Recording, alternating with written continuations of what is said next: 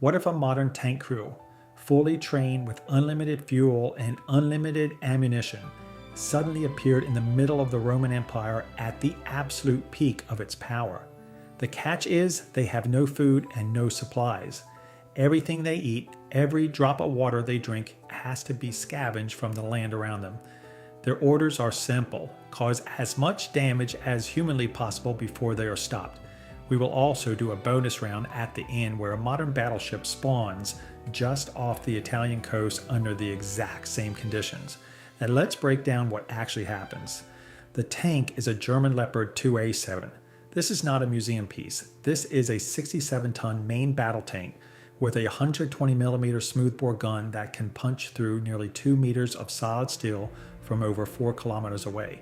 Its top row speed is roughly 70 kilometers per hour, which is faster than the fastest horse the Romans have ever bred. It has thermal optics that can see in the dark, a laser rangefinder, 2 heavy machine guns, and armor that no weapon on Earth in the year 117 can scratch. Not a ballista bolt, not a flaming arrow, not even 10 ballista bolts at once. The Romans have iron. The tank is from a future they cannot imagine yet. Now picture the world this thing drops into. The Roman Empire under Trajan stretches from Scotland to the Persian Gulf. 50 million people live inside its borders. The legions number close to 500,000 professional soldiers. The roads are the best on Earth and the engineering is genuinely brilliant. These are not cavemen. These are the people who built the Colosseum and aqueducts that still stand today. But they have never seen gunpowder. They have never heard a sound louder than thunder. The fastest message in the empire travels at the speed of a horse. The first contact is pure horror. Imagine you are a Roman scout on patrol in Gaul. You hear a low rumble like an earthquake that will not stop. Over the hill comes a shape the size of a small house, gray and angular, with no legs, no eyes, no face you recognize. There is a flash and a crack of thunder, and the centurion next to you and his entire honor guard simply cease to exist in a ball of fire from 2 miles away. Your cavalry charges. Halfway there, a chattering sound starts, and your friends just drop, cut down by an invisible force. Holes punched clean through bronze breastplates. You cannot even see the enemy. Half your unit breaks and runs before they have thrown a single javelin. Some of them genuinely believe Vulcan himself has come down from Olympus to punish them. That psychological shock is the tank's deadliest weapon. Some legions will flat out refuse to engage. Others will throw themselves at it in suicidal fury because Romans famously do not surrender, and they will get vaporized for their trouble. A single tank can wipe out an entire legion in an afternoon and never take a hit. The crew rolls into a city, the main gun knocks down the gate, the machine guns clear the streets, and they are gone before any meaningful response can be organized. By the time word reaches Rome by horse, they are already 3 provinces away. And this is where the communication problem completely breaks the empire. A modern tank moving cross-country at 30 miles an hour can outrun the imperial post. The Romans literally cannot keep up with where it is. They get a report that the Iron Beast is burning villages in Germania, and by the time the legions march north, it is sacking ports in Dalmatia. The empire is hemorrhaging cities, and there is no front line to defend. Trade collapses, tax revenue collapses. Provincial governors start ignoring orders from Rome because Rome cannot protect them anyway. But the tank has a fatal weakness, and it is not the cannon, it is the kitchen. 4 men cannot live inside a sealed metal box forever. They need water, they need food, and the moment they step outside, they are just 4 soft humans in coveralls, surrounded by an empire of 50 million people who want them dead.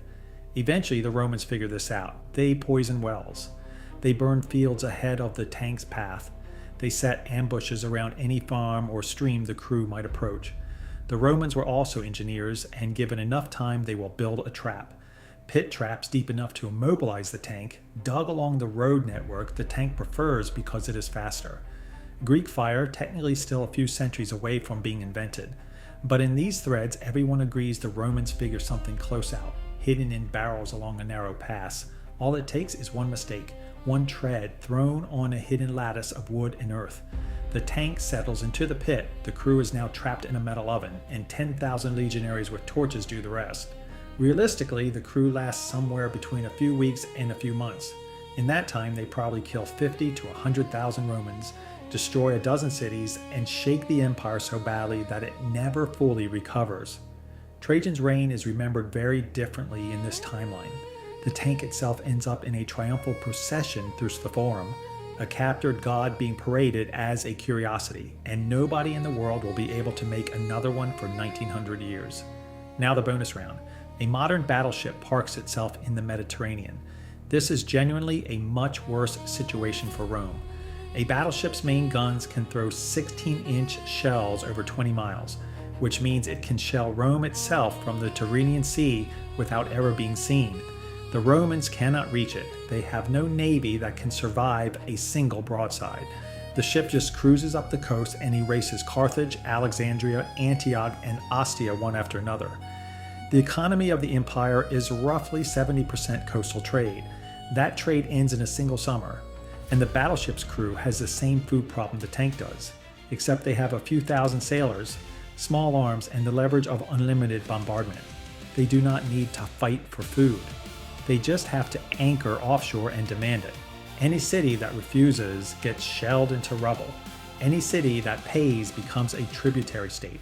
Within a year, there might be coastal cities paying protection money to the iron ship in their harbor, and Rome cannot do anything about it because Rome itself is now a smoking ruin. The most likely ending is the most boring one.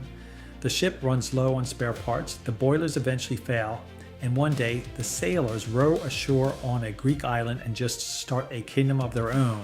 They become a new dynasty, a literal sea god dynasty, ruled by men with rifles and a basic grasp of 19th century industry. They might leapfrog technology forward by 1,000 years just by accident. So how far does the tank get? Not very far geographically, but far enough to break the empire. Trajan's golden age becomes a panic and a collapse. The legions that conquered Dacia and Mesopotamia get scattered chasing a ghost they cannot catch. And the most interesting part is that the Romans themselves probably learn more from losing to the tank than they would have from winning anything. They see steel, they see gears, they see fire that travels faster than sound. Even if they never recreate it, the memory of that beast lingers in every Roman manuscript for the rest of history. A reminder that somewhere out there, the gods drive tanks.